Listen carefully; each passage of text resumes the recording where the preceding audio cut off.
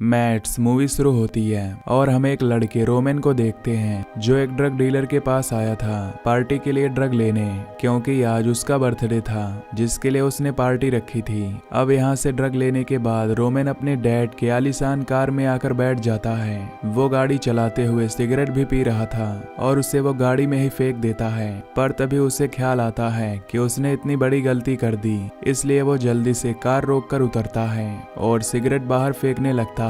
लेकिन तभी एक लड़की भागती हुई आती है जो उसकी गाड़ी से टकरा गई थी। लड़की के सर पर पट्टियां बंधी हुई थी जो घबराते हुए रोमन की गाड़ी में बैठ जाती है। लड़की देखने में काफी अजीब लगती है और ऐसा लग रहा था जैसे वो किसी लैब या फिर किसी हॉस्पिटल से भागकर आई हो, जो हद से ज्यादा डरी हुई थी। अब रोमन उससे पूछता है कि आखिर तुम्हें क्या हुआ है, पर वो कुछ बोलने की हालत में नहीं थी और बस रोती ही जा रही थी।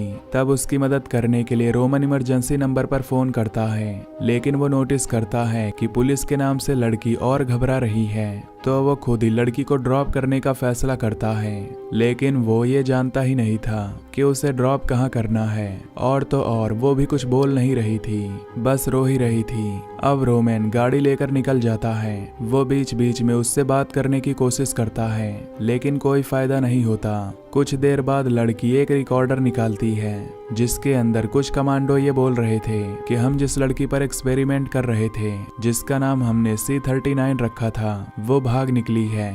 उसकी उम्र 25 साल है। अब लड़की उसे ये समझाने की कोशिश करती है कि ये मेरे बारे में बात कर रहे हैं, यानी सच में वो किसी एक्सपेरिमेंट का हिस्सा थी। लेकिन यहाँ रोमेन को कुछ समझ नहीं आता और तब अचानक लड़की पागलों जैसी हरकतें करने लगती है और वो अजीब तरह के इशारे करते हुए गाड़ी में अपना सर मारने लगती है। उसके पास एक चाकू भी था जिससे वो खुद पर वार करने लगती है।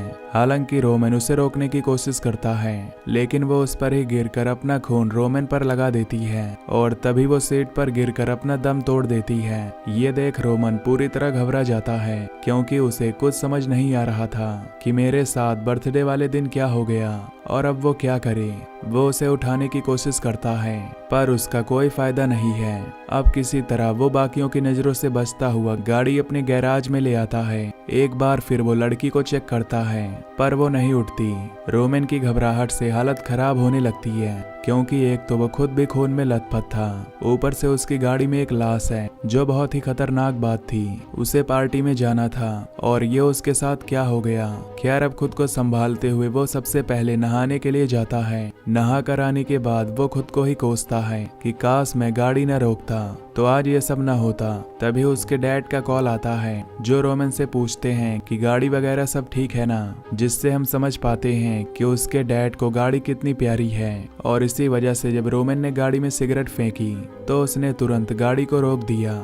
अब यहाँ वो अपने डैड को झूठ बताता है कि गाड़ी बिल्कुल ठीक है और फोन रख देता है। वो गाड़ी को चेक करने लगता है, लेकिन वो लड़की वहां से गायब थी, जिसका मतलब था कि वो मरी नहीं थी, बस उस टाइम जख्मी होने की वजह से बेहोश हो गई थी। और ये बात काफी चौंका देने वाली थी कि इतना जख्मी होने के बाद भी वो जिंदा कैसे थी और उसमें इतनी ताकत कैसे बची थी कि वो उठकर भाग भी गई।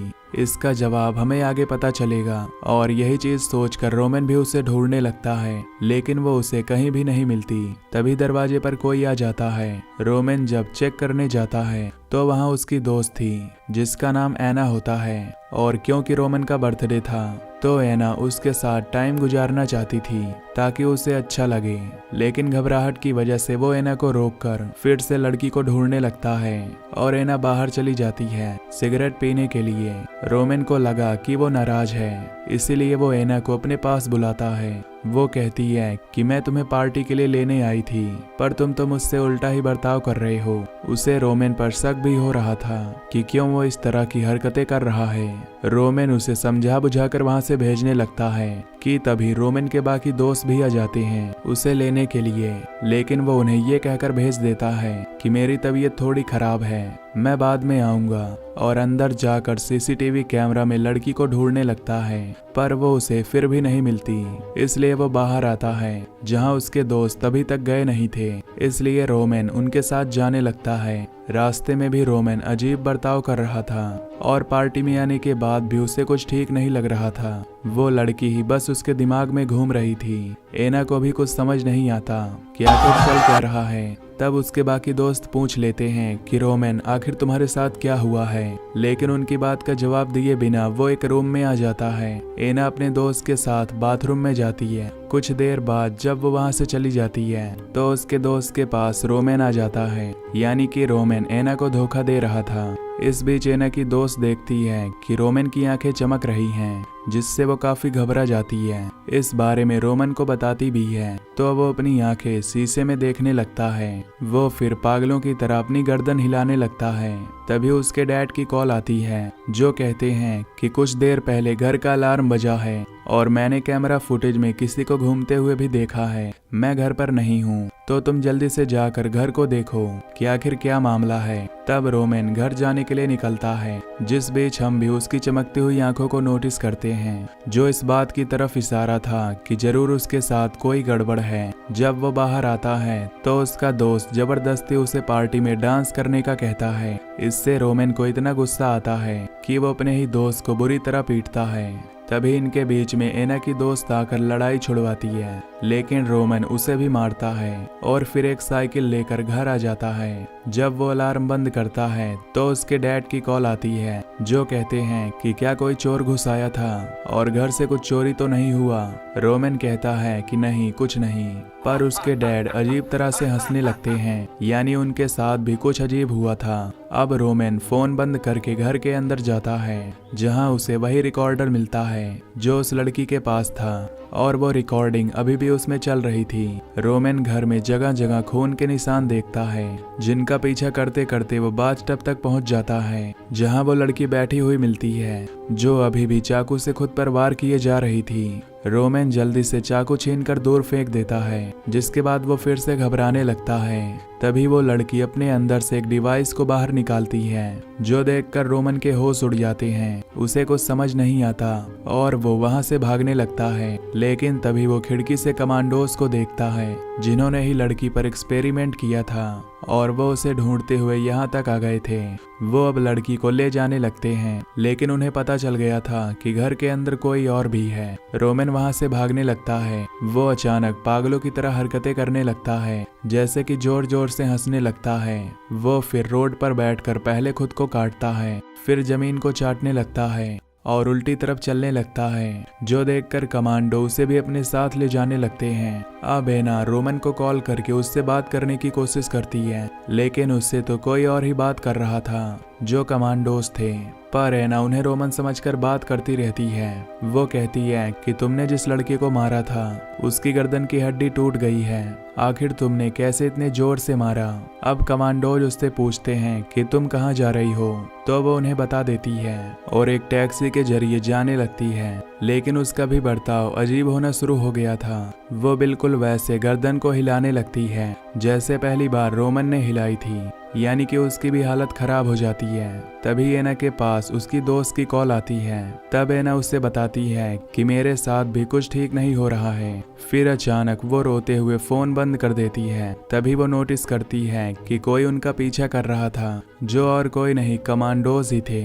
ड्राइवर उतरकर उनसे पूछने लगता है कि आखिर तुम हमें फॉलो क्यों कर रहे हो, लेकिन वो ड्राइवर को ही मार देते हैं। एना ये देखकर डर जाती है और अब वो खुद ही टैक्सी को चलाने लगती है, लेकिन एक जगह पर आकर वो टैक्सी रोक देती है। वो भी अजीब तरह से सड़क पर चलने लगती है, जहां वो लोग अभी भी उसका पीछा कर रहे थे। एना जब भागने लगती है तो वो लोग लगातार उस पर शूट करते हैं, पर वो फिर भी नहीं रुकती, भागते ही जा रही थी। वो एक लैब में आकर लोगों से मदद मांगती है, पुलिस को कॉल करने का कहती है। फिर वो बाथरूम में जाकर अजीब तरह से शीशे में पहले खुद को देखती है, फिर अपना रूप देखकर रोने लगती है। तभी उसके पास एना की दोस्त कॉल करती है, जो उसे बुला रही थी कि स्टेशन पर मिलने आओ, मेरे पास बाइक है, हम भाग निकलेंगे।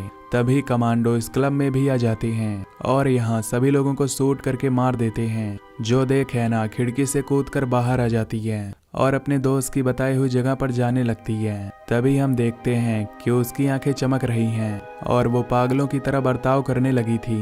रास्ते में एक लड़की पर वो हमला कर देती है और अपना खून भी उस पर लगा देती है। फिर आगे बढ़कर वो एक लड़की की साइकिल चुरा कर वहां से भागने लगती है। लड़का उसे रोकने लगता है पर वो उसे भी मार कर तालाब में फेंक देती है और जाने से पहले कहती है कि आई एम सॉरी, ये मैंने जानबूझकर नहीं किया, पता नहीं मेरे साथ क्या हो रहा है जो मैं ऐसी हरकतें करने पर मजबूर हूँ। तभी हम देखते हैं कि पूरे शहर में सायरन बज रहा है, यानी कि शहर के अक्सर लोगों के साथ इस तरह की अजीब चीजें हो रही हैं। फिर ऐना अपने दोस्त के पास पहुंच जाती है। उसकी हालत देखकर वो उसे जल्दी से बाइक पर बिठा लेती है पर वो अजीब तरह से अपना खून उस पर भी लगाने लगती है, जो देखकर ऐना की दोस्त उसे बाइक से नीचे गिरा देती है और देखती है कि ऐना जानवरों जैसी हरकतें कर रही है, इसलिए वो भागकर उससे दूर आ जाती है। तभी उसकी दोस्त के पास उसकी मॉम की कॉल आती है जो कहती है कि शहर में कुछ बहुत ही अजीब हो रहा है और मेरी व्हील चेयर एक जगह पर अटक गई है।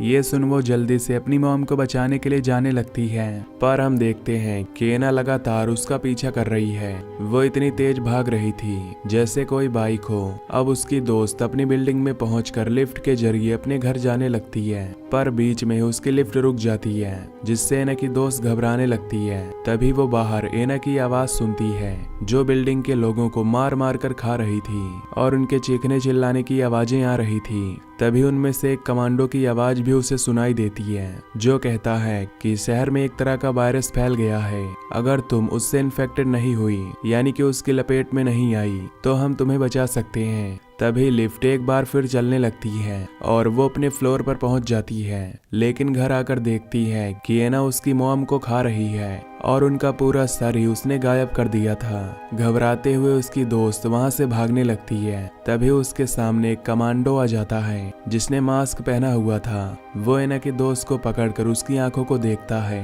कि कहीं ये इन्फेक्टेड तो नहीं, लेकिन वो फिलहाल नहीं हुई थी, इसलिए कमांडो अपना मास्क हटाती है, यानी कि वो एक लड़की थी।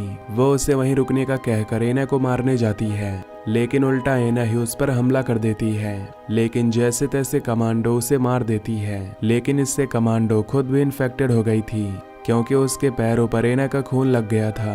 अब कमांडो ऐना के दोस्त को कहती है कि अगर तुम भी डायरेक्ट इन्फेक्टेड लोगों के पास नहीं गई तुम बच सकती हो, लेकिन हम जानते हैं कि वो रोमन के करीब आई थी और उस पर ऐना का खून भी लगा था, यानी कि वो भी इन्फेक्टेड हो जाएगी।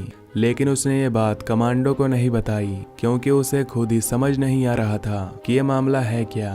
अब कमांडो उसे भी बताती है कि तुम उसी जगह पर रहो जहां अंधेरा हो, क्योंकि इन्फेक्टेड लोग रोशनी की तरफ तेजी से खींचे चले जाते हैं। फिर वो उसे गन देकर कहती है कि यहाँ से भाग जाओ क्योंकि कुछ देर बाद मैं इन्फेक्टेड बनकर तुम्हें नुकसान पहुंचा सकती हूँ। फिर कमांडो उसे दूसरी तरफ मुंह करने का कहती है और फिर वो खुद को शूट करके मार डालती है, जिससे अब हमें पता चलता है कि क्यों ये कमांडो सभी इन्फेक्टेड का खून लगे लोगों को मार रहे थे, क्योंकि वो नहीं चाहते थे कि ये फैले। लेकिन हमें पता है कि ऐसा तो हो चुका है और अब देखते ही देखते ऐना की दोस्त भी इन्फेक्टेड होना शुरू हो गई थी। उसका बर्ताव बदलने लगता है, वो पागलों की तरह हंसने लगती है और हम सुन पाते हैं कि पूरे शहर में तबाही मची हुई है। अब यहाँ हमें पता चलता है कि वो पहली लड़की यानी कि एक्सपेरिमेंट की सब्जेक्ट C39, उसकी वजह से ये वायरस पूरे शहर में फैला। उसने सबसे पहले रोमन को इन्फेक्टेड किया अपना खून लगाकर, फिर उसके कांटेक्ट में आने से बाकी दोस्त हुए